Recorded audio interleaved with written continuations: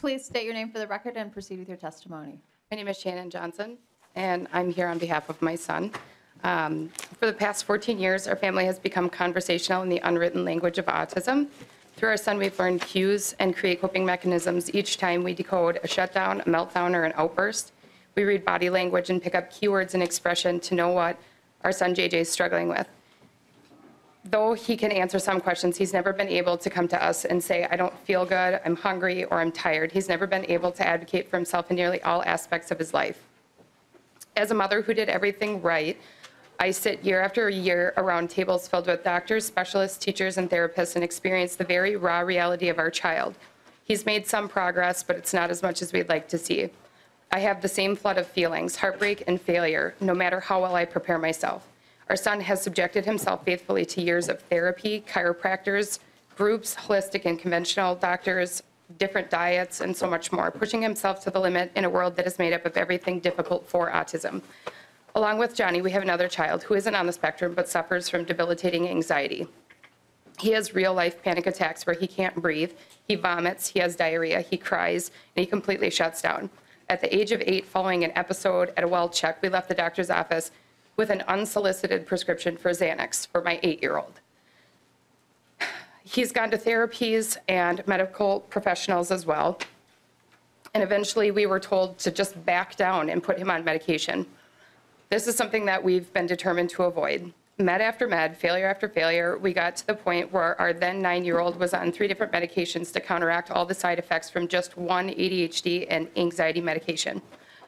I've stood for years in front of our oldest son with autism, JJ's classes, and I've presented PowerPoints to help bridge the communication gap between him and his peers and to help end different.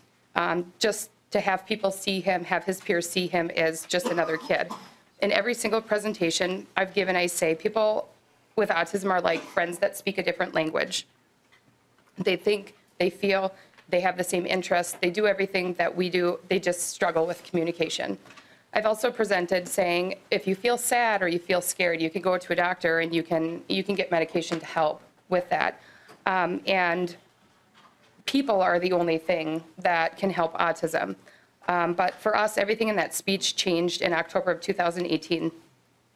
After struggling for years of progress, increasing behaviors and rigidity, we were again cornered to try some ADHD and anxiety meds for him, even though he has autism. Because of the medication failures we've gone through and are still going through with his brother, we started asking other autism parents for advice. We were very reluctant and went to an appointment to discuss medical cannabis. I'm an average-sized person, but I'm a huge mama bear. And I raked that doctor over the coals, and I threw every question, concern, and skepticism that we had at her. She fielded them without missing a beat and put our minds in a position that no other professional ever has. We started him with the high CBD, lowest THC dose, and I hovered over him like a hawk, watching and waiting for the failure we've become so familiar with. Every day seemed to yield better results, and JJ became less rigid, less verbally explosive, and happier in general. After about 2 weeks, I asked the same question I'd been asking from his first dose. Do you feel any different? This is a question that's never been answered by him with clarity before, and he looked at me and he said, Mom, see this.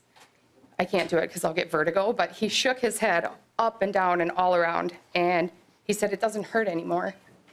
This is hard for me, sorry.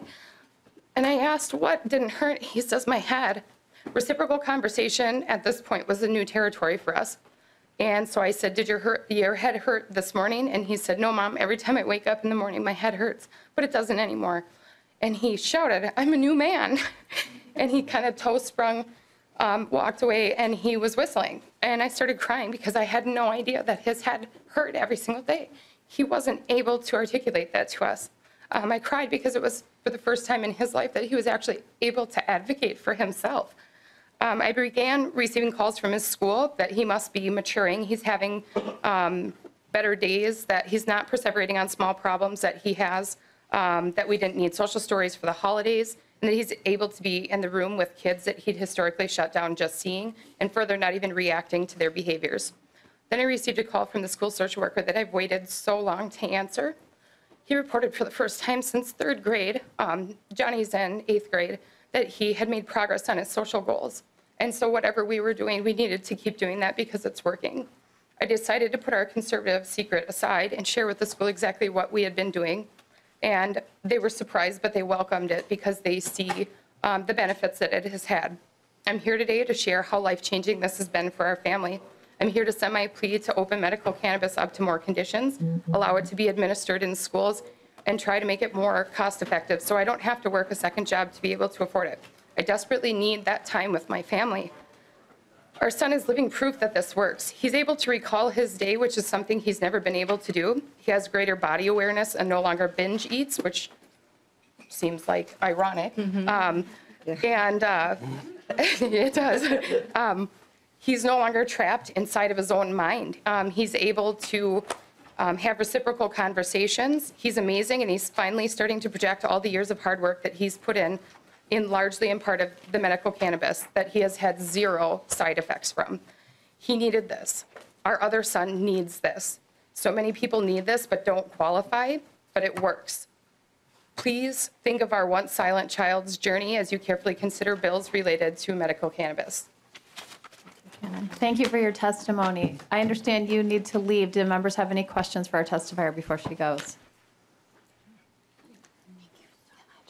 Thank you very much. Madam Chair, I just wanted to share how I met Mrs. Johnson. I was visiting one of the dispensaries to see how the medicines were dispensed, and she says, "I want to speak to the state legislator." And so she came and she spoke to me about how impactful it's been for her family. So I'm glad that she was able to join us.